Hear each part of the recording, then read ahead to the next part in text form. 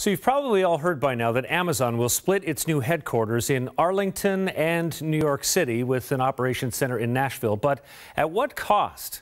The company will receive upwards of $2.8 billion in performance-based incentives from the three cities. $1.85 billion from New York, $819 million from Virginia, and $102 million from the city of Nashville.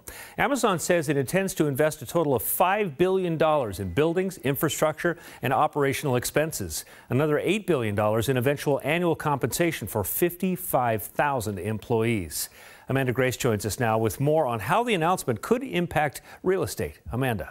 Mark, that announcement is already having an impact on the real estate markets in both cities. Real estate brokerage Redfin shared this graphic showing a spike in buyer interest, up 217% rather in Crystal City, Virginia, and then up 1,049% in Long Island City, New York.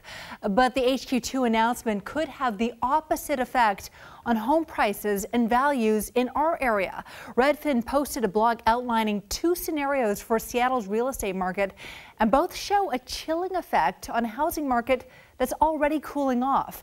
Redfin believes that Amazon will slow hiring in Seattle to ramp up hiring in Virginia and New York, while Amazon workers here may choose to relocate to HQ2 to be closer to family and friends. Now, in Redfin's extreme scenario, half of Seattle's Amazon employees leave for HQ2 over the next 5 years, and Amazon hiring here is virtually zero. Now, in this case, real estate listings in Seattle over the next 5 years would jump to their highest level since 2009.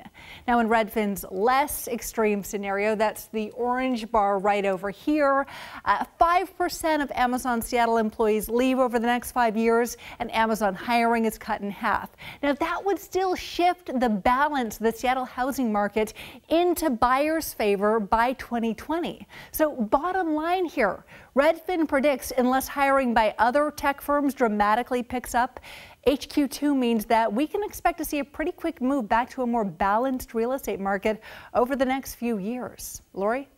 Thanks, Amanda. Tonight, we learned this huge fire in Seattle's Queen Anne neighborhood was no accident.